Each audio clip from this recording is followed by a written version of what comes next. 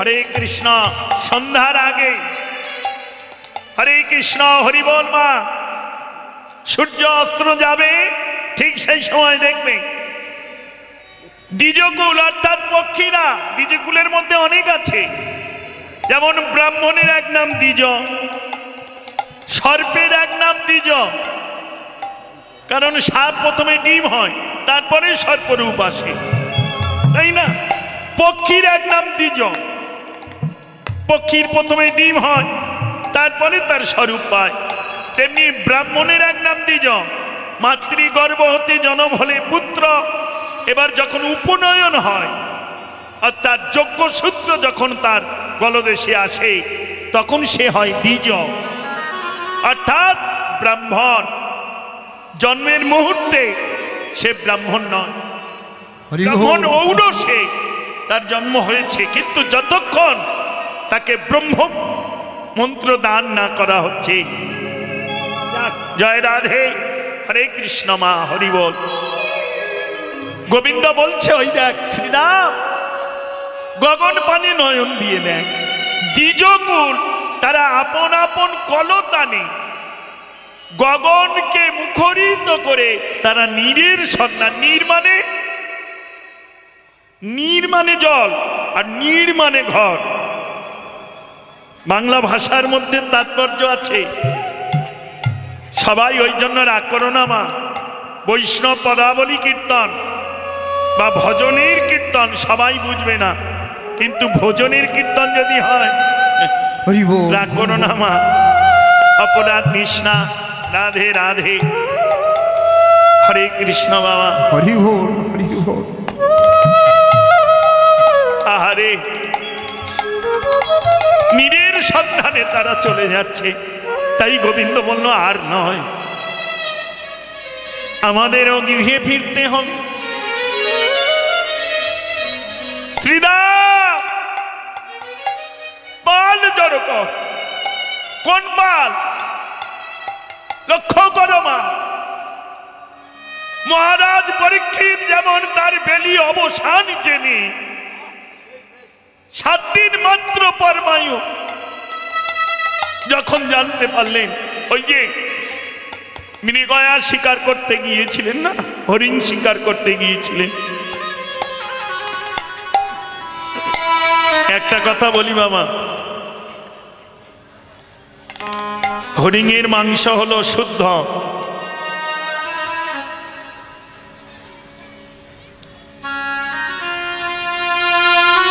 বারো বছর দেহ শুদ্ধ থাকে হরিণের মাংস ভক্ষণ করলে তবে সে মাংসের মধ্যে আলাদা আমার ভজন আছে মামা তাই বলে ভেবো না আমি কৃষ্ণ ভক্ত হয়ে এগুলো ভক্ষণ করব না কেউ যদি বাঁচিয়ে দিতে পারে তারপরে শুধু হত্যা করলাম যাকে অনেক ভজন কথা যে যার গুরুচরণ আশ্রয় করো জানতে পারবে তবে ভক্ষণ করলে 12 বৎসর পর্যন্ত দেহ শুদ্ধ থাকে 12 বছর পর্যন্ত হরে কৃষ্ণ আবার দীক্ষা নিয়েছ এমন কিছু ভক্ষণ করলে দেহ অপবিত্র হয়ে গেল 12 বৎসর পর্যন্ত ওই দেহ আর কোনো পবিত্র কর্মে লাগবে না এমন কিছু বস্তু আছে হরে কৃষ্ণ মা যদি বলো বাবা এর আমার কারণ কি শোনো মা ক্রিয়া শক্তি একটা আছে প্রত্যেকের মধ্যে হরে কৃষ্ণ অনেকে বলে মাটির তলায় আলুও হয় পেঁয়াজও হয় তাহলে বৈষ্ণব না এর মধ্যে অনেক ভজন আছে বাবা ক্রিয়া শক্তির পার্থক্য আছে এমন কিছু জিনিস আছে এমন কিছু বস্তু আছে যেগুলো ভক্ষণ করলে তোমার ভজনের বৈরী করে দেবে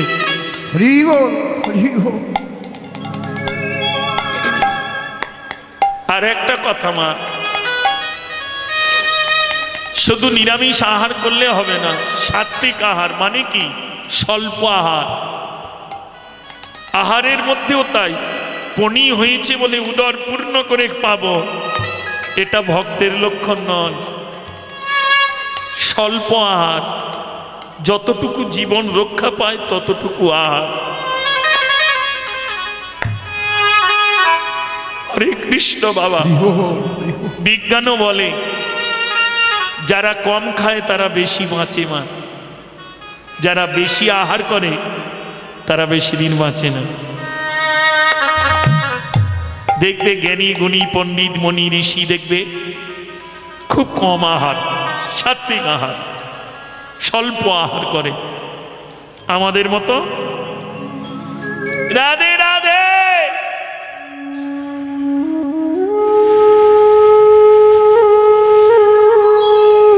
মহারাজ পরীক্ষিত মৃগ শিকার করতে গিয়ে জল পিপাসায় কাতর হয়ে পড়লেন। খুঁজতে খুঁজতে একটা ঋষির আশ্রম দর্শন করলেন, সেটি হলো শ্রমিক মণির আশ্রম। শ্রমিক মণি অন্ধ ছিলেন, আবার যোগেও বসেছিলেন। জাগতিক জগতের নয়ন মুদ্রিত করে বসে থাকলাম, এইটা যোগ না। এখান থেকে সেই যোগ নামের সঙ্গে যার যোগ। হরি বল। যোগ পূর্ণ তখনই হয় যখন বাহ্যিক জ্ঞান হারিয়ে যায়। বাহ্যিক জ্ঞান থাকলে পূর্ণ যোগ ঘটে না। রাধে রাধে। খুব ভজনের কথা মা। আমাদের অনেক সময় বাহ্যিক জ্ঞান হারিয়ে যায় যখন আপন কেউ হারিয়ে যায় না, কাঁদতে কাঁদতে আমরা অজ্ঞান হয়ে পড়ি না। মারা যায় না কিন্তু জ্ঞান হারিয়ে যায়। তখন কে ভাসুর, কে শ্বশুর, কে কি আর কিছুই থাকে না। ঠিক তেমনি কৃষ্ণ ভজনে যদি কারোর এমনি যোগ ঘটে গো,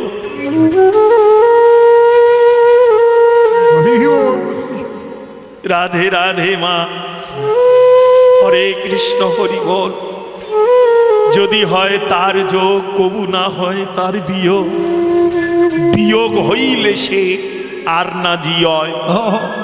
এই যোগ গুরু কৃপায় একবার যার ঘটে যাবে তার আর কোনোদিন বিয়োগ হবে না। হরি হরি বল, হরি বল। রাধে রাধে মা।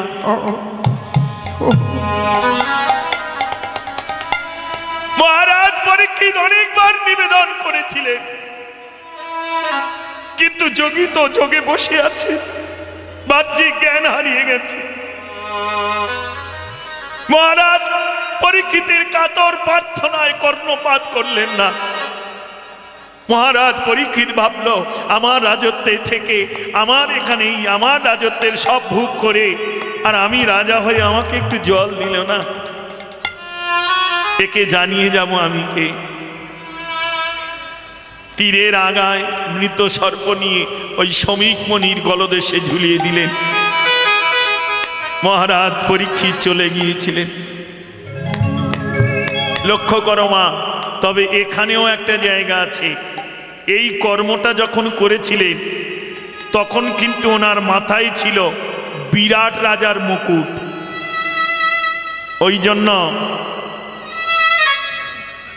দন্তে সয়কার দন্তে নয়াকার সোনা দিয়ে কোনোদিন উপাসনা হয় না। দন্তে সয়কার দন্তে নয়াকার সোনা দিলে অহংকার বৃদ্ধি হয়। আর তালবে সয়কার দন্তে নয়াকার সোনা, যাদের গুরু বদন হতে আছে সোনা, যাদের দেহ মন হয়েছে উপাসনা, যারা সার করেছে ওই চরণ দুখানা, তারাই জানে মা, সবাই জানবে না। সেই অহংকারের কারণে এই গতি হয়েছিল। এর অনেক লীলা, অনেক ইতিহাস, এত কিছু বলা যাবে না। সাধুগুরুর সঙ্গে থাকবেন, বসবেন, দেখবেন তারা জানিয়ে দেবে। এই যে পরীক্ষিত যখন এই কর্মটা করছেন, এই কর্মটা বিরাট রাজার কাছ থেকে, যে বিরাট রাজা মুকুট পঞ্চ পাণ্ডব যার ঘরে গিয়ে দাসত্ব করেছিলেন, হরি বল। মহাভারত পড়লে জানতে পারবেন। সেই রাজার মুকুট এই, আর বিরাট রাজা অহংকারী। এখন ওই মুকুট যে মাথায় দেবে তার অহংকার জন্মাবে। এই বংশে তোলা ছিল। ওই জন্য মা লক্ষ্য করো, ওই জন্যই কৃষ্ণ ভক্ত সব সময় চায় আমায় কোনো কৃষ্ণ ভক্তের ঘরে জন্ম দিও। হরি বল। কোন ধনী ব্যক্তি ঐশ্বর্য মার্গের জন্ম দিলে ধন ঐশ্বর্য পেয়ে আমি যদি তোমায় ভুলে যাই, নিতাই গৌর হরি হরি বল। হরি কোন বল। কাঙালের ঘরে আমায় তুমি জন্ম দিও। আর সব সময় সাধু সঙ্গ তুমি রেখো আমার। মহারাজ পরীক্ষিত যখন এই কর্ম করে ফিরে এলেন, ফিরে এসে যখন রাজমুকুট খুললেন, তখনই তার চেতন এলো, এ কি করলাম আমি। কিন্তু পাপ তো বাপকেও ছাড়বে না গো। ত্রেতা যুগে বিনা অপরাধে বালিকে বধ করেছিলেন রামচন্দ্র, তাই দাপর যুগে কৃষ্ণকে বিনা অপরাধে ব্যাদ রূপে বালিপুত্র অঙ্গদ জরাসন্ধ ব্যাদ রূপে তাকে বিনা অপরাধে বধ করবে। তাহলে পাপ কোনোদিন বাপকে ছাড়ে না। আমরা ভাবছি আমার পাপ থেকে তুমি মুক্তি করে দাও, কেউ পারবে না মা। ভগবানও পায়নি মুক্তি হতে। যেমন কর্ম করবে ফল তোমায় তেমন ভোগ করতেই হবে। হরি বল। আমরা কেউ পারবো না। তবে আর একটা কথা বলে যাই মা, অপরাধ নিও না। হরে কৃষ্ণ। মহৎ ব্যাধির ব্যক্তির কাছে, মহৎ ব্যক্তির কাছে মহৎ ব্যাধি এসে আশ্রয় নেবে। খুব সাবধান। মহৎ ব্যক্তি যিনি হবে, মহৎ ব্যাধি তার কাছে আসবে। কারণ এই মহৎ ব্যক্তির কাছে মহৎ ব্যাধি এসে আশ্রয় না করলে সেও যে জগৎ থেকে উদ্ধার হতে পারবে না। হরি বল। সবারই বাসনা উদ্ধার হওয়ার, সবারই বাসনা জাগে। রাধে রাধে মা। হরে কৃষ্ণ হরি বল। ওই জন্য কারোর যদি কোনো দুরারোগ্য ব্যাধি হয়ে থাকে, কেউ যেন নিন্দা করো না, কেউ কলঙ্ক দিয়ে না। এই কৃষ্ণ ভক্ত, এর এই ব্যাধি কেন হলো, জানবে মহৎ ব্যক্তি বলে মহৎ ব্যাধি এসেছে। রাধে রাধে। হরি বল। হরে কৃষ্ণ হরি বল। মহারাজ পরীক্ষিত কাঁদছেন, আর ওদিকে শ্রমিক মুনির পুত্র সিঞ্জি এসে এই দৃশ্য দেখে অভিসম্পদ করেছিলেন যে এই কর্ম করে গেছে 7 দিনের মধ্যে তার সর্পাঘাতে মৃত্যু হবে। হরি বল। হরি বল। শুধু মহারাজ পরীক্ষিতের নয়, আমাদেরও পরমায়ু 7 দিন। তাকে দংশন করবে দক্ষকে, আর আমাদের দংশন করছে কামরূপী সর্পতে। এমন এমন কিছু কিছু পদ আছে মা, যেগুলো আমরা নিগুড় বৈষ্ণব আশ্রমে গাওয়া হয়। দিনকার মোহিনী রাত का बागिनी पलक पलक रहूं जैसे दुनिया लोग सब बावड़ा हुआ है घर घर बागिनी पोषे।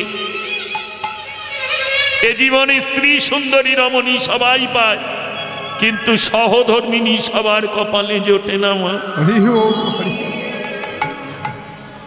কোটিতে কোটি, 1 কোটির মধ্যে একজন সহধর্মিনী কিনা বলা যায় না। জয়দেব গীত গোবিন্দ লিখেছিলেন, পেলেন কে পদ্মাবতী, কারণ তিনি ছিলেন সহধর্মিনী। বিদুর নিত্য কৃষ্ণকে ডাকতেন, বিদুর পত্নী এলেন নয়ন জলে ভেসে সেবা দিলেন তারে, কারণ তিনি ছিলেন সহধর্মিনী। রাধে রাধে। হরি বল মা। আরো আছে অনেক জীবনী।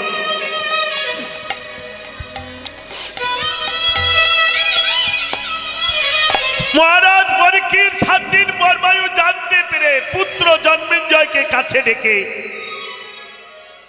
দন্তে সব সব ভার দিয়ে দিলেন। বাবা, আজ থেকে এই রাজত্বের সমস্ত ভার তোমার উপরে। কোথায় যাবে তা তো জানি না। কেন যাবে বাবা? সময় যে শেষ। জীবনের সকল বেলা তো কাটিয়ে দিলাম রাজকর্মে, আর মাত্র 7 দিন আমার পরমায়ু আছে। এই 7 দিনে আমি কি করে গোবিন্দ চরণ পাবো? এই পথেই চললাম।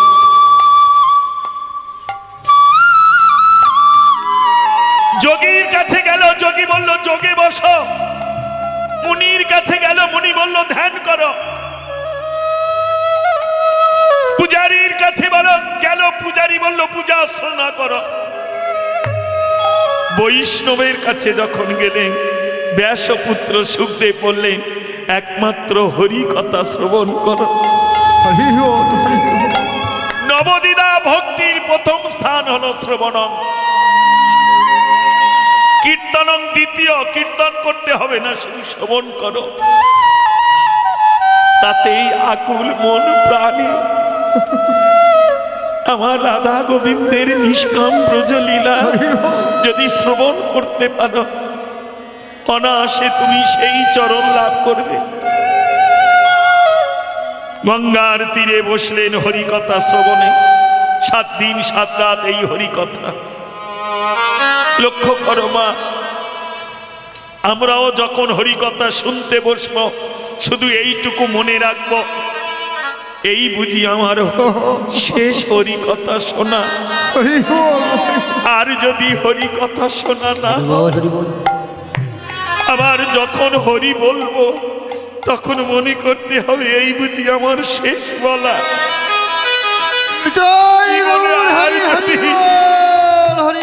জীবনে আর যদি কোনোদিন হরি বলা না হয়, কে বলতে পারে গো কার ঘরে আর আছে কতটুকু বেলা? তাই যখনই হরি বলবে, যখনই হরি ভজন করবে, পূজা অর্চনা করবে, তখনই মনে দূরে রেখে সকল ছলা কলা, কোনো ছলা কলা নেই, কোনো চাওয়া পাওয়া নেই, শুধু নয়নের জলে ভেসে তারে সেবা করে দাও, আর কিচ্ছু না মা।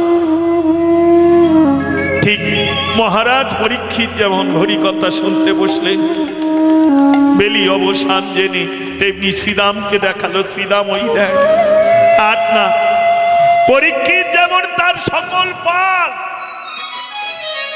কর্মরূপী যত পাল ছিল, আশারূপ যত পাল ছিল, সবকিছু পুত্র জন্মেঞ্জয়কে দিয়ে নিজেকে জড়ো করে নিয়ে বসলেন, আর কোনো চিন্তা নেই। ঠিক তেমনি আমাদেরও তাই, যখন হরি কথা শুনতে হবে, বসতে হবে, ভজন সাধনে যেতে হবে, কোনো চিন্তা নেই, একমাত্র আমি আর তিনি, আর দ্বিতীয় কাউকে স্মরণ করলে হবে। রাধে রাধে মা, সেই মুহূর্তটুকু আমি আর তিনি। জয় রাধে। আরো অনেক গভীরে আছে, যাদের কাম গায়ত্রী, কাম বীজ, তারা গুরুর কাছে বসো, গিয়ে জানতে পারবে। সব মিলনে ফল রূপে পুত্র আসে না। পূর্ণাঙ্গ মিলনে যেমন ফল রূপে পুত্র আসে, তেমনি ভক্ত আর ভগবানের পূর্ণাঙ্গ সেই ভাবের মিলনের প্রয়োজন বাবা। এগুলো সহজে সবাই বলতে পারবে না। কাম গায়ত্রী, কাম বীজ না থাকলে আনমতি হয়ে যাবে, ভজনের ঘর ছেড়ে আন কামনার ঘরে দিয়ে পৌঁছে যাবে, ভজন সাধন হবে না। আপন ভজন কথা না বলিও যথা তথা। সব কথা সব জায়গায় বলা যাবে না। বাজারে যেমন কলা ছাড়িয়ে বিক্রয় নেই, তেমনি সব কথা বলা যাবে না। শ্রীরামকে বলল, শ্রীরাম কি হয়েছে? শ্রীরাম পাল জড়ো কর। শ্রীরাম বলল, কেন ভাই? বিনোদে খেলায় আনন্দ পাই, এখনো ঘরে যাবার কি বা প্রয়োজন? বললো, যাব না, আজ মাঠে আমাদের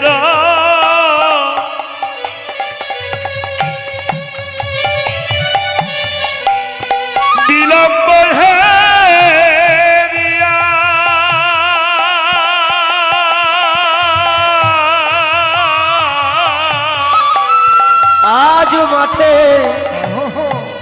আমাদের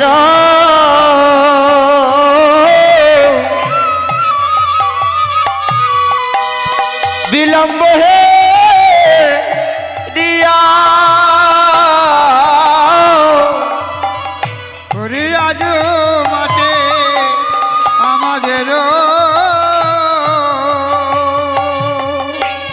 বিলম্ব হে রিয়া।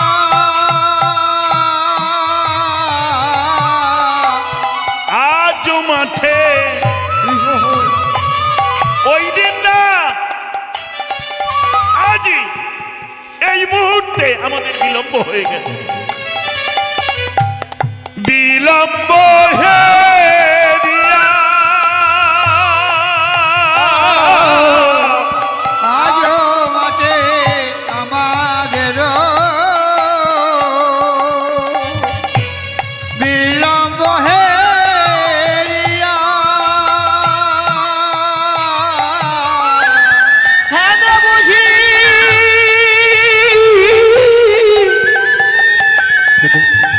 কানে মাতা পথ পানে চাইয়া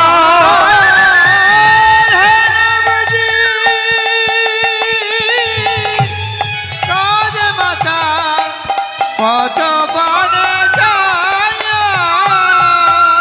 গোপাল গোপাল গোপাল বলে গোপাল গোপাল গোপাল বলে গোপাল গোপাল গোপাল বলে বলে ডাকে রানী তারে দাঁড়ায়ে। গোপাল গোপাল বলে বলে ডাকে রানী তারে দাঁড়ায়ে গোপাল গোপাল গোপাল বলে বলে ডাকে রানী তারে দাঁড়ায়ে গোপাল গোপাল গোপাল বলে জয় দাঁড়ায়ে ডাকে বলে গোপাল গোপাল গোপাল বলে বলে ডাকে রানী তারে দাঁড়ায়ে ওই বেলি অবসান হেরে গোপাল ধরে দাঁড়ায়ে বেলি অবসান হরে ডাকরানে দাঁড়ায়ে বেলি অবসান হরে ডাকে রানী দাঁড়ে দাঁড়ায়ে হেন বুঝি কাঁদে মাতা পথ পানে চাইয়া হেন বুঝি কাঁদে। কি হচ্ছে রে বাবা?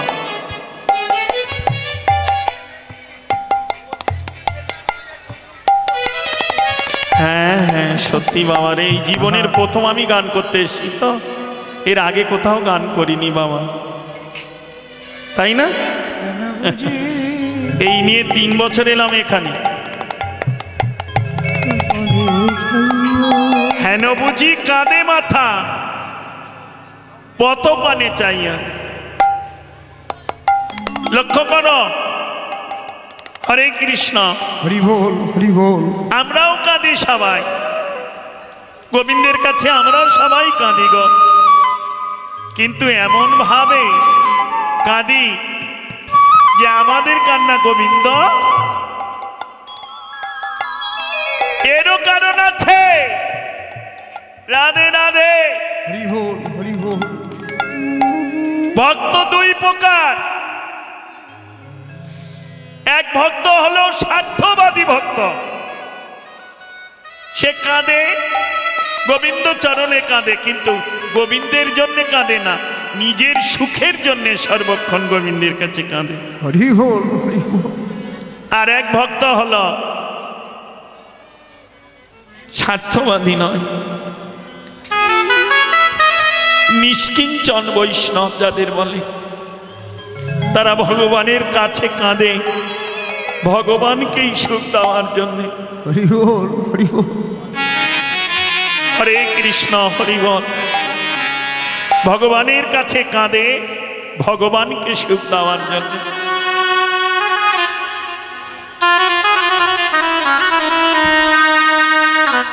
বেলি অবসান দেখে জানি সিধা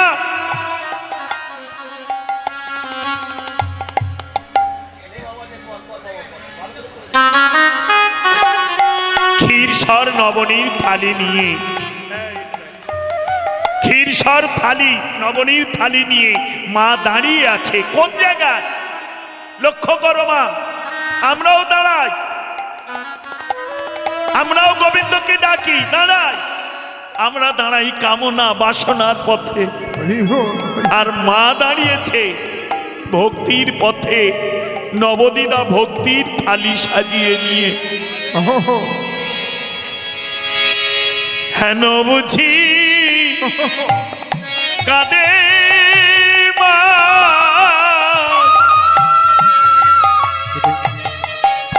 পথ পানি চাইয়া। আরে হেন বুঝি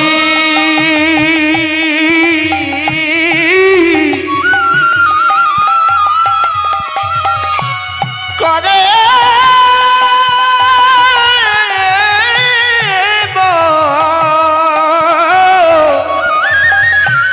পথ পানে চাইয়া।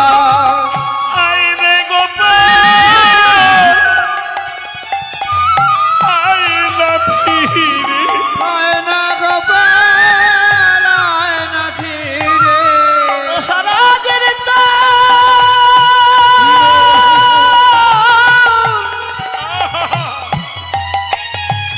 তোরে দেখি নই রে, আইরে গোপাল আয়না ফিরে।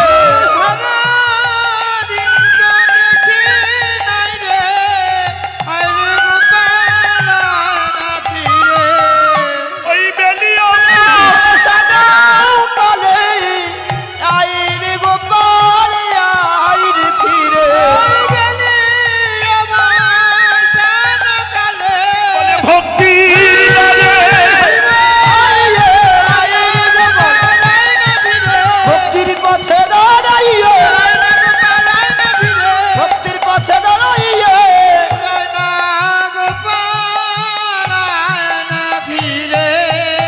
আরে হেন বুঝি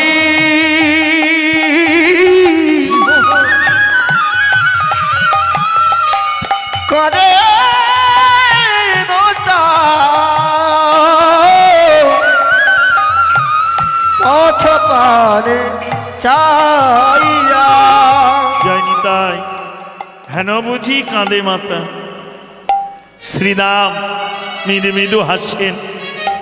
বৈষ্ণবগণ জিজ্ঞাসা করলো, হে গোবিন্দ, বেলি অবসান হয়েছে, পাটে বসতে চলেছে, আমরা আছি গহন বনে, মা আছে গৃহকোণে, গৃহ মানে ঘর, ঘরে আছে, আমরা গহন বনে এই অরণ্য মাঝে বিনোদ খেলায় মেতে আছি। মা কাঁদছে, তাই তোমার প্রাণ কাঁদছে। প্রথমে বলি, তুমি জানলে কি করে যে মা কাঁদছে? গোবিন্দ মৃদু হেসে বলল, শ্রীরাম, একেই তো বাৎসল্য প্রেম বলে। লক্ষ্য করো মা, পুত্রের কোনো অমঙ্গল হওয়ার আগে সেই মা জানতে পারে। কোন মা গো? সব মা জানতে পারে না। সেই মা জানতে পারে পুত্রের কোনো অমঙ্গল আসার আগে, কোনো দুর্ঘটনা ঘটার আগে মায়ের প্রাণটা কেঁদে ওঠে, মা জানতে পারে। কোন মা? ননি আর চিনিতে মাখালে যেমন ছাপা সন্দেশ গড়া যায়, তেমনি যে মায়ের ছেলের মধ্যে মাখামাখি আছে ওই ননি আর চিনির মতো, সেই মা বুঝতে পারে ছেলের অমঙ্গল হওয়ার আগে। সব মা বুঝতে পারবে না গো, সেই মা জানতে পারবে, তার ইঙ্গিত সাড়া দেবে। ছেলের কোনো কষ্ট হলে সেই মা বুঝতে পারে। রাধে রাধে। মা যদি না কাঁদবে, শ্রীদা, আমি তো গহন বনে বিনোদ খেলায়, সক্ষ রসে এই বিনোদ খেলায় মেতে আছি। তাহলে বলতো শ্রীরাম, আমার প্রাণ কেন কাঁদছে? কই এতক্ষণ তো কাঁদিনি, এতক্ষণ তো প্রাণ কাঁদিনি, এখন কেন কাঁদছে জানিস? সারাদিন আমার অদর্শনীয় বিরহ জ্বালা, বুকে নিয়ে মা ক্ষীর স্বর্ণবনী থরে থরে সাজিয়েছে গোপাল সেবা দেবে বলে। বেলি অবসান কালে ভক্তির দুয়ারে খুলে মা দাঁড়িয়ে আছে। নয়ন জলের পথে কখন গোপাল আসবে, সেই মায়ের কান্না আমার অন্তর সত্তায় প্রতিষ্ঠা হয়ে সর্বক্ষণ বেজে উঠছে। তাই আমি আর যে সইতে পারছি হেন বুঝি কাঁদে মা।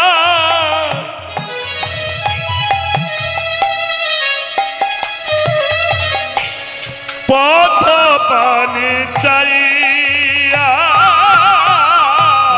হেন বুঝি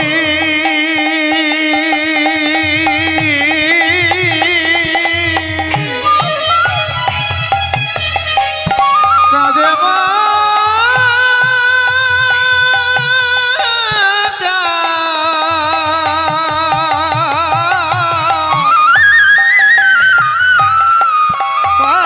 পানে যায়া হেন বুঝি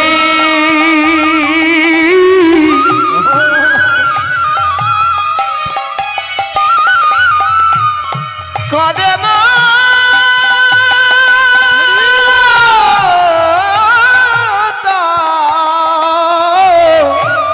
পথ পানে যাইয়া। মামা বলে প্রাণ কেঁদে ওঠে। আরে বাবা বলে প্রাণ কেঁদে ওঠে। ওরে মামা বলে প্রাণ কেঁদে ওঠে। আরে সারা দিন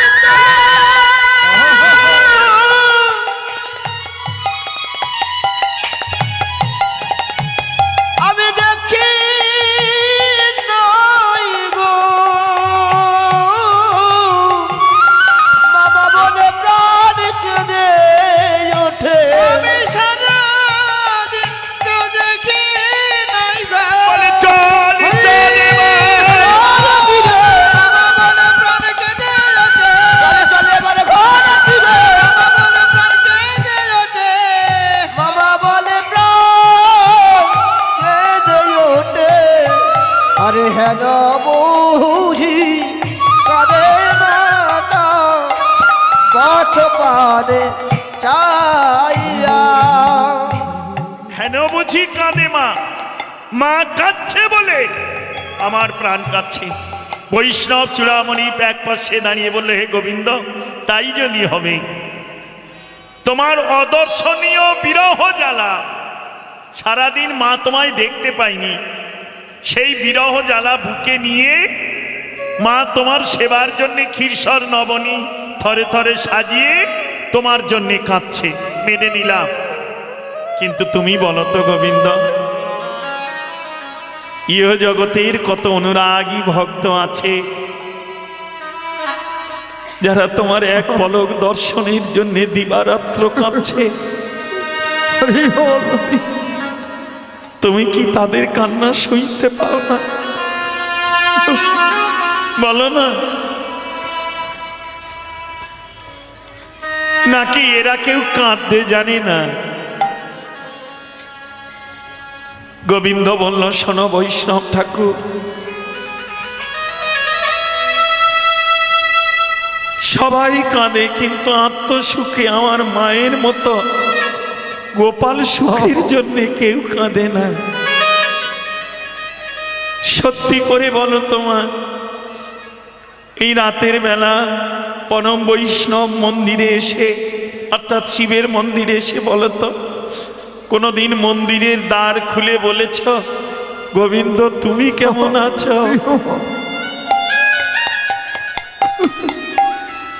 7 দিন পরে পরে জামাই এলে তারে জিজ্ঞাসা করি, বাবা কেমন আছো? শুধু জামাই কেন, মেয়ের কথা, নাতনির কথা, নাতির কথা, আত্মীয় স্বজন 7 দিন পরে পরে। কিন্তু জনম ভর গোবিন্দকে দেখে গেলাম, সেবা অর্চনাও করলাম, কিন্তু কোনোদিন জানতে চাইলাম না হরি বল গোবিন্দ তুমি কেমন আছো।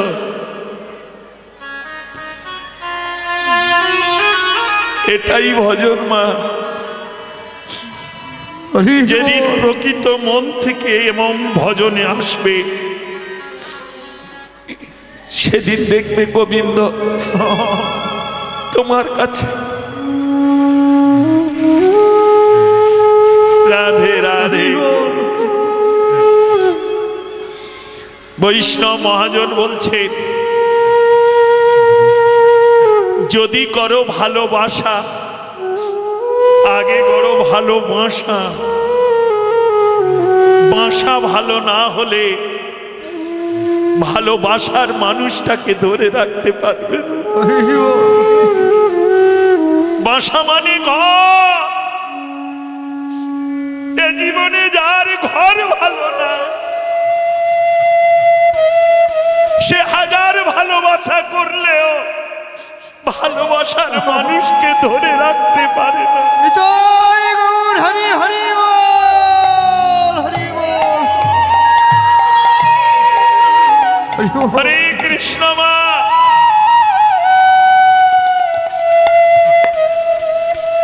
সঘনে বিষম খাই, নাম করে মা। মা যদি না কাঁদবে না ডাকবে, তাহলে আমার বিষম লাগছে কেন? হরি বল। না না শ্রীরাম দাদা আর না, চল না।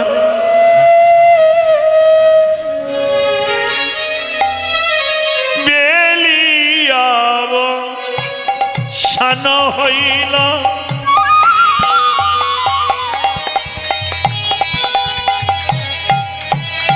শ্রীরাম চল যাই ঘরে। সার হইল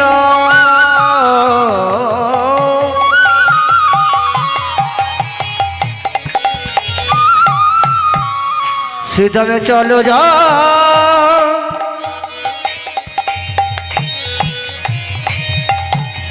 ঘরে, চলো যাই ঘরে।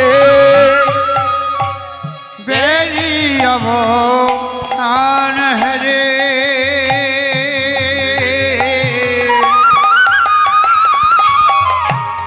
চলো যাই ঘরে।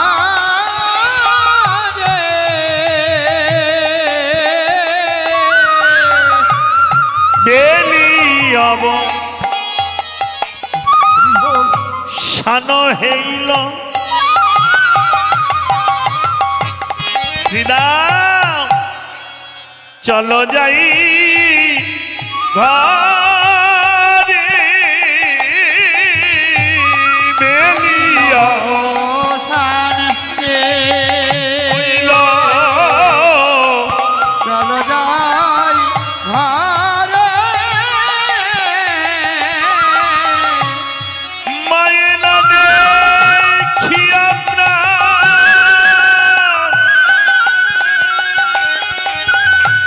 কেমন জানি করে মায়ের না দে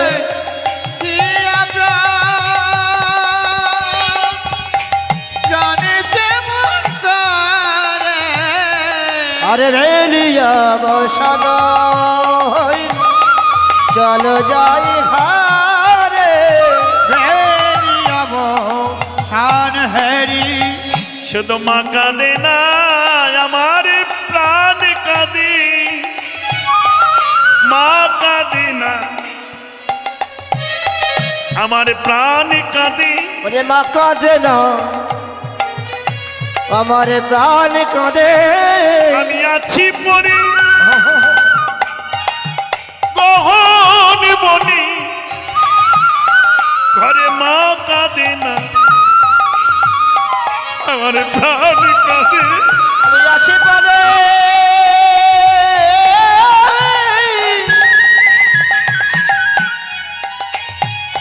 গহন বনে, মা কাঁদে না, প্রাণ কাঁদে আমি আছি পড়ে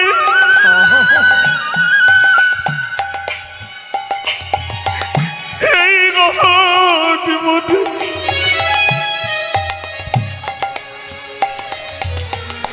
মনি ঋষি কহে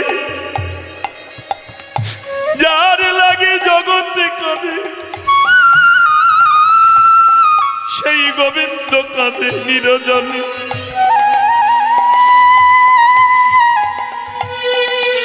শুদ্ধ ভক্তের লাগি ভগবান কাঁদে, ভগবান কাঁদে, ভক্তের লাগি ভগবান কাঁদে। বাসার মতো তারে বাসলে ভালো, ভক্তের লাগি ভগবান কাঁদে। ভালোবাসার মতো তার বসিলে ভালো। যশোমতী মায়ের মতো বাসো দেখি মায়ের মতো, ভক্তের লাগি ভগবান কাঁদে। ভালোবাসার মতো ভালোবাসো, বাসো দেখি মায়ের মতো। কেন বুঝি কাঁদে মা?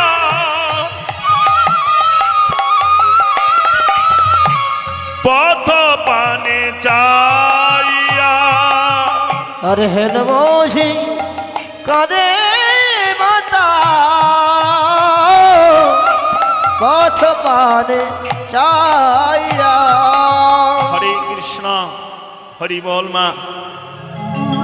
ঠিক আমাদেরও তাই। বিচার করো, আমি জানি 2000, 3000, 1500, 1000 মালসা বসে, তাই না? কিন্তু সত্যিকারের বলতো ওই মালসার মধ্যে কে কফটা চোখের জল গোপালের জন্য দিতে পারো? হরি বল, হরি বল। হরে কৃষ্ণ মা, অপরাধ নিও না। রাধে রাধে।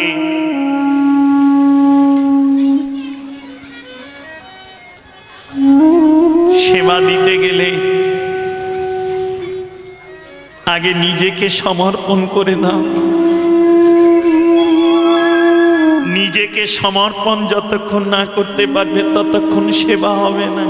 হরি বল, হরি বল। আমরা যে সেবা দিই সে সেবা কেন বুঝি কাঁদে মাই পথ পানে চাইয়া।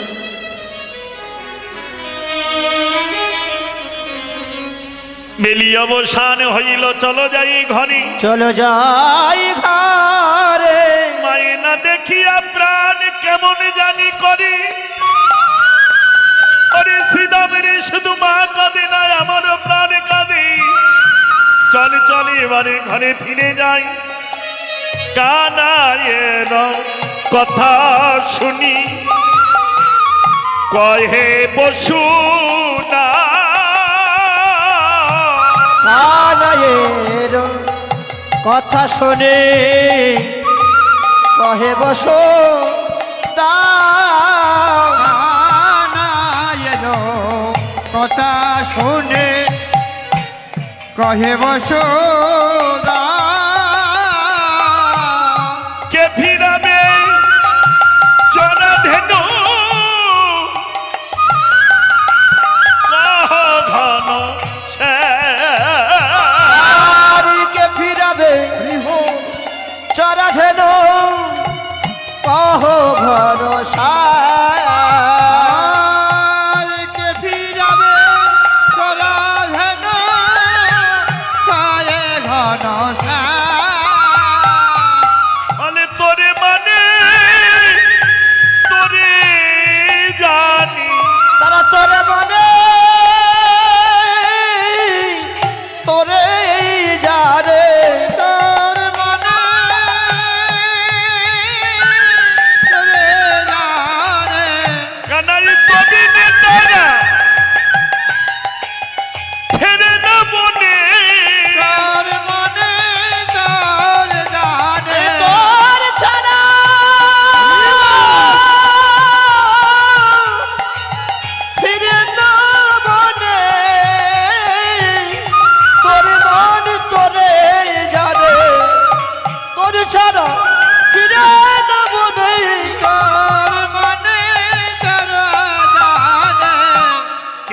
যাবে চরা ধেনু।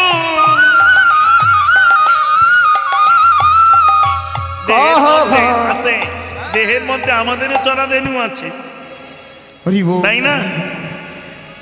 লক্ষ্য করো, ধেনুর পালের মধ্যে যেমন 6টি চরা ধেনু, তেমনি আমাদের দেহে দশেন্দ্রিয় ষড়রিপুর মধ্যে 6টি চরা ধেনু, কাম, ক্রোধ, লোভ, মোহ, মদ, মাৎসর্য, ষড়রিপু। অনেকে বলে এই কাম, ক্রোধ, লোভ, মোহ, মদ, মাৎসর্য, ষড়রিপুকে ত্যাগ না করলে হরিভজন হয় না। রাধে রাধে, ভুল কথা বাবা। ওই জন্য ভাগবত পরজিয়া বৈষ্ণবে স্থানে, এক কথার কত অর্থ বৈষ্ণবতা জানি। রাধে রাধে। যেমন একটা কথা তোমরা আমায় বলো তো মা, যে জন করে তার আশ, তিনি করে তার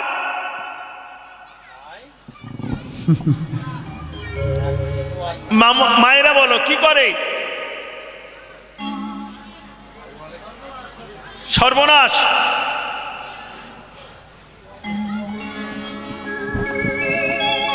ভুল কথা, এগুলো শাস্ত্রের কথা নয়, ভুল ব্যাখ্যা দিয়ে যায়। যে করে তার আশ, তিনি করে তার সর্বনাশ। সর্বনাশ শব্দের অর্থ আলাদা, আর সর্বনাশ শব্দের অর্থ আলাদা। এই তুমি আছো তো শুদ্ধ বৈষ্ণবের কাছ থেকে দীক্ষা নিয়ে দ্বাদশ তিলক অঙ্কিত করে গোপাল সেবা করো, সাত্বিক আহার পাবে, গোপালকে দিয়ে প্রসাদ পাবে, তো দেখবে আস্তে আস্তে মেয়েও তোমায় ডাকতে ভুলে যাচ্ছে। যে মেয়ের বাড়িতে কিছু অনুষ্ঠান হলে আগে তোমায় ডাকতো, সেই মেয়েও এখন তোমায় ডাকবে না। কেন? কারণ তুমি গোপাল সেবা করো, সাত্বিক আহার পাও। কারণ তুমি মেয়ের বাড়িতে গেলে মেয়ের ঝামেলা অনেক। মা, আমাদের বাড়িতে এই অনুষ্ঠান হবে, তুমি এখন এসো না। কেন রে মা?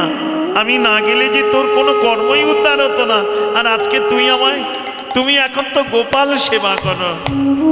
লক্ষ্য করো মা, তাহলে গোপাল সেবার কারণে নিজের একমাত্র মেয়ে সেও তোমাকে পর করে দিচ্ছে। এই নাশ হতে শুরু হচ্ছে। দুদিন পরে ছেলে বলবে, মা তোমার জন্য ওই নিরামিষ সবজি বাজার টাজার আমার দ্বারায় হবে না, যা একসঙ্গে হয় খাবে খাও, না খাবে তুমি তোমার রাস্তা দেখো। মা বলল, বাবা আর কি হবে এই বয়সে, তোর বাবা তো আমার জন্য কিছু রেখে যায়নি, তবে গোপালকে তো আমি ত্যাগ করতে পারবো না। গুরুদেবের কৃপায় যখন পেয়েছি, তুই যখন আমায় না দেখতে পারিস, না পারবি, গোপাল আছে তো, সে আমায় দেখবে। আর দেখি দাঁড়ে দাঁড়ে ভিক্ষা করে। ছেলে বলল, সবাই কি তোমায় ভিক্ষা দেবে? ওরে বাবা, সবাই হয়তো ভিক্ষা দেবে না জগতে, কিন্তু কৃষ্ণ ভক্তের দ্বারে গেলে তাকে যে ফিরে আসতে হবে না। সব দ্বারে ভিক্ষা মেলে না, কিন্তু কৃষ্ণ ভক্তের দ্বারে গেলে আর তার ফিরে আসতে হয় না। দেখবে অনেক মা আছে ভিক্ষা করেই গোবিন্দকে সেবা দিয়েই প্রসাদ পাচ্ছে। ওই জন্য মা কোনোদিন ভাববে না গোবিন্দ কারো সর্বনাশ করে। হরে কৃষ্ণ, হরি বল। যিনি করে তার আশ, তিনি করে তার সর্বনাশ। এক এক করে নাশ করতে শুরু করবে। সবাই তোমায় ছেড়ে চলে যাবে, পথের কাঙাল করে ফেলে রাখবে। তখনও যদি তুমি না ছাড়ো আশ, তখনও যদি কেঁদে কেঁদে বলো, গোবিন্দ তুমি আছো আর আমি আছি, যতক্ষণ আমার দেহে প্রাণ আছে, যতক্ষণ শক্তি আছে, ততদিন আমি যেন তোমার সেবা করে যেতে পারি।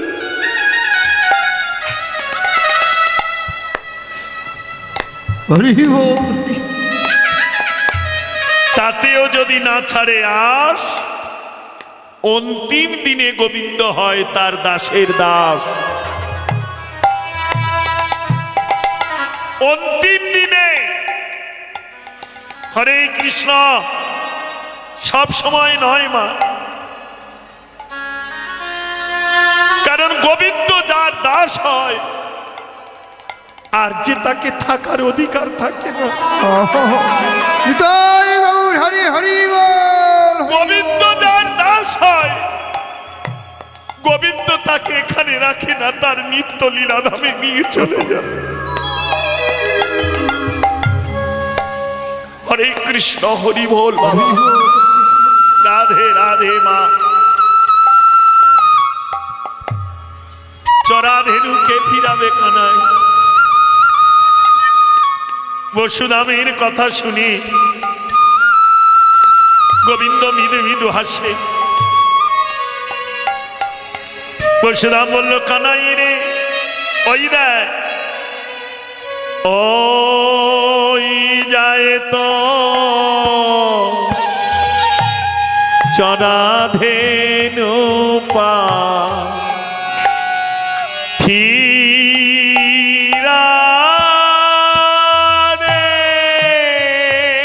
কানাই ওই যায় তো চরাধেনুর পাল ফিরা রে। কানাই ওই যায় তো চরাধেনুর পা রে।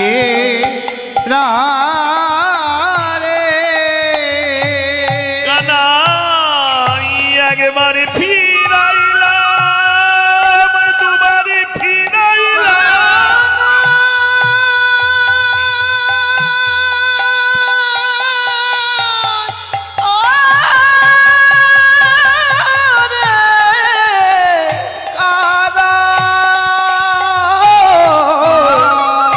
একবার ফেরালাম, দুবার ফিরালাম। পালি রে পালি রে পালি রে কানাই ফেরা রে। কানাই ওই যায় তো চরাধেনুর পাল ফেরা রে। কানাই খাইলে খন্দ বলিবে মন্দ, খাইলে খান্দ বলিবে মন্দ। গালি শুনিতে নারী রে নারী রে না দিরে। কানাই ফেরা রে। কানাই খাইলে খান্দ বলিবে মন্দ।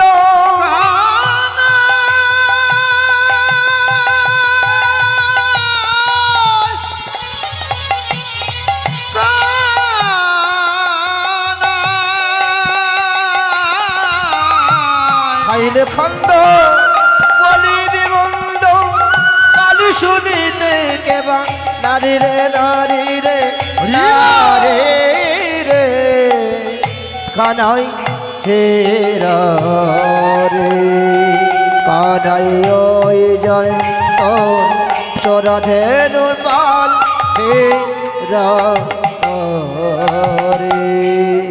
গোবিন্দ বললেন, তাই বসুধাম আমায় ফিরাতে হবে।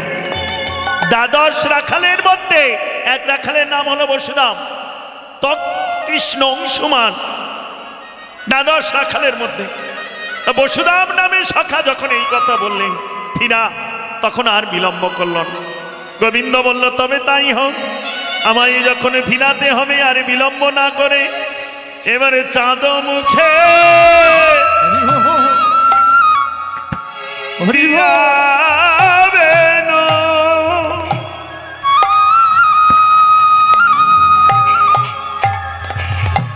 আজ নাম লইয়া সবধেন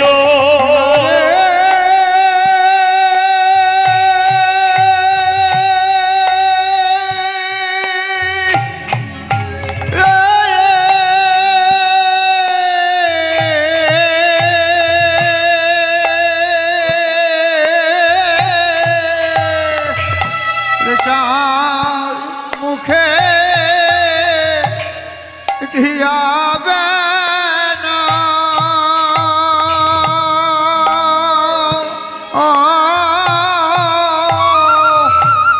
আর নাম লইয়া সাবধান আরে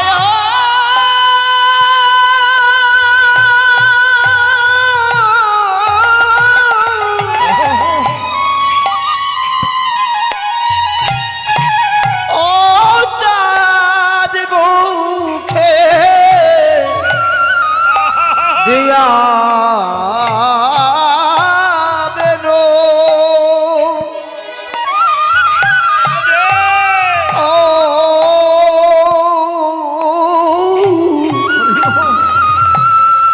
নাম লইয়া আজ সবধেনু এবারে ডাকিতে না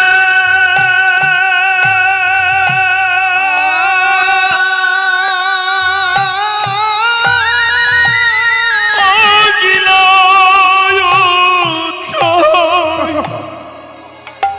উচ্চ ঈশানে রে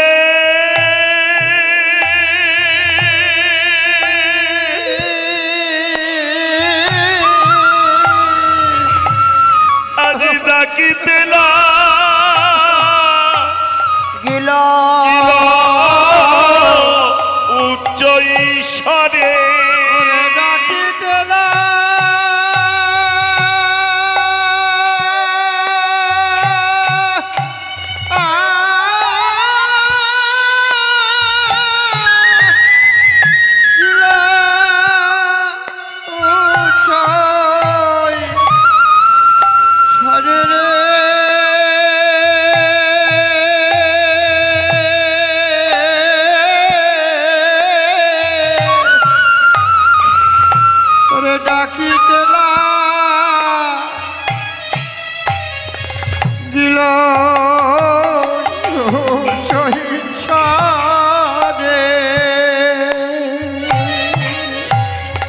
এবারে ডাকিতে লাগিলে আজ ডাকিতে লাগিলে ডাকিতে লাগিলে ডাকিতে লাগিলে বদনে বেনু রব করে ডাকিতে লাগিলে বদনে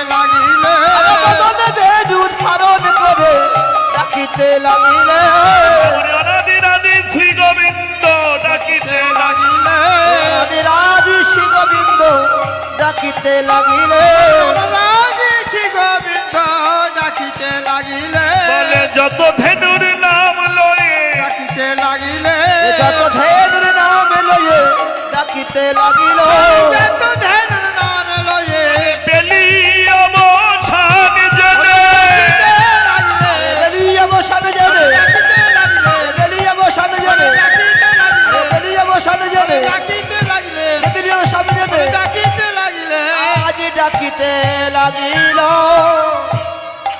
ডাকিতে লাগিল উচ্চ ঈশ্বরে হরে কৃষ্ণ হরি বল হরি বল এ জীবনে যার এই ডাক এসেছে গো লক্ষ্য করো মা তোমরা ভাবছো ধেনু বৎসকে ডাকছে তা নয় লীলাভূমিতে আমার গোবিন্দ জানিয়ে যাচ্ছে ও গো আহা এই ডাক একবার যার কর্ণকুহরে এসে পৌঁছাবে হরি বল তার আর এক মুহূর্ত সময় নাই সঙ্গে সঙ্গে সব ফেলে দন্তে সব সব ফেলে তালবে সব সব হয়ে গোবিন্দ চরণে হরি বল তালবে সব সব মানে মরা দেহ আর দন্তে সব সব মানে আমার রাধে রাধে। দেখবেন রাস গান হবে তো এই রাস গানেও বাজাবে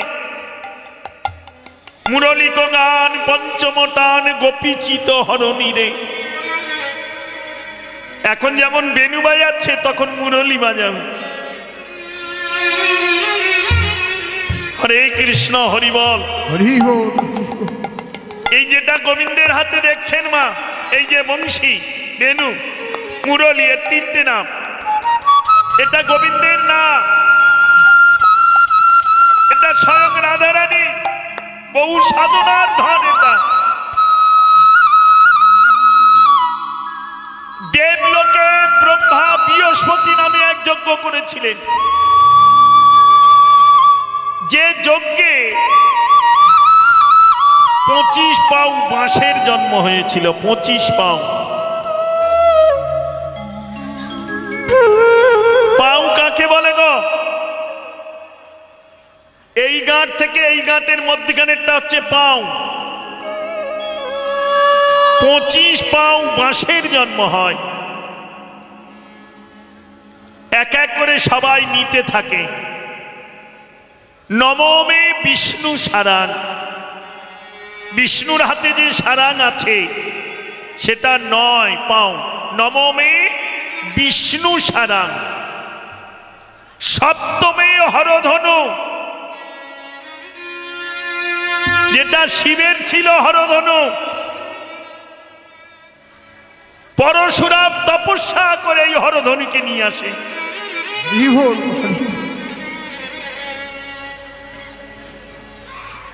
সীতার কাছে অর্থাৎ জনক রাজার কাছে রেখে যায়।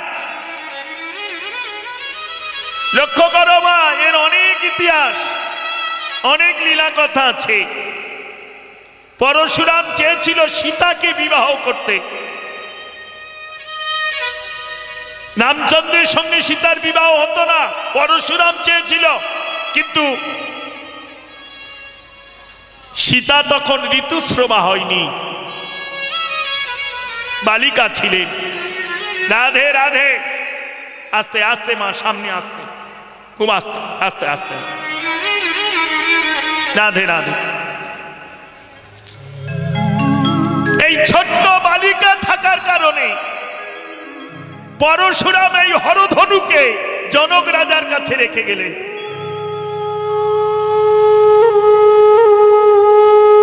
জনক রাজা শোনো, আমি তপস্যায় যাচ্ছি।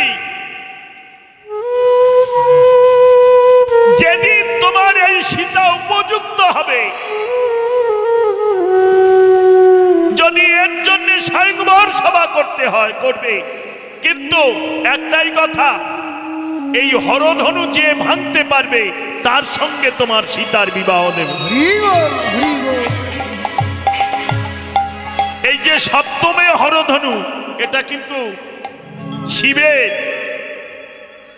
যেটা রামচন্দ্র ভঙ্গ করে ভেঙে সীতাকে বিবাহ করেছিলেন। রাধে রাধে মা। তাহলে সপ্তমে হরধনু, পঞ্চমে কোদণ্ড, পরশুরামের হাতে যে কুড়ুলের মাঠ কোদণ্ড। ত্রিপর্ব অর্জুন গান্ডীব হইল। অর্জুনের যে গান্ডীব, ত্রিপর্ব, 3 পর্ব। কত পর্ব হলো গো?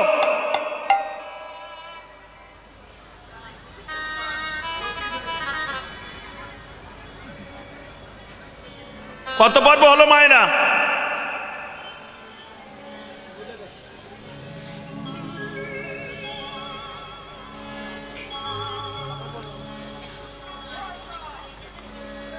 এক্ষুনি বললাম, এক্ষুনি ভুলে গেলি মা। নবমে বিষ্ণু সারাং, 9 পাউ বিষ্ণু সারাং হলো। সপ্তমে হরধনু, কত হলো? 9 আর 7 কত? পঞ্চমে কোদণ্ড, 16 আর 5 ত্রিপর্ব অর্জুন গান্ডীব হইল। কত হলো? 21 দিনে শেষ পর্ব ইহা কৃষ্ণ করে রয়, বংশী মুরলী বেনু তিনটি নামে কয়। তাই গৌর হরি হরি বল হরি বল হরি। এই গেল, এই যে মুরলী বংশী বেনু, এই যে দেখছো মাসি, এটা শেষ পর্ব। এইটা গোবিন্দের হাতে রাধারানী রেখেছিলেন সযতন করে, নাম শুনিয়ে শুনিয়ে সাধনা করতেন এই বাঁশিকে। যখন ওই দ্বিজবর ঋষির তপস্যাতে সন্তুষ্ট হয়ে গোবিন্দ রাধারানীকে দান করেছিলেন, তখন এই বাঁশিটা গোবিন্দের কাছে রাধারানী দিলেন যে তোমার আমার মিলনে এই বাঁশি হবে একমাত্র। হরি বল হরি। এই নাও বধূ, এই যে আমি বহু সাধনা করে রেখেছি, দিয়ে দিলেন। এইবার শোনো, ওই বাঁশের গোড়াটা কি হলো জানো? বাঁশের যে গাছের গোড়াটা, ওইটা হলো ব্রহ্মার কুমণ্ডলী। বাঁশ গাছের কঞ্চিগুলো এই তীর কাটি, এর অনেক আছে মা। এগুলো যারা তত্ত্বগাহক, কীর্তনের মধ্যে অনেক ভাগ আছে,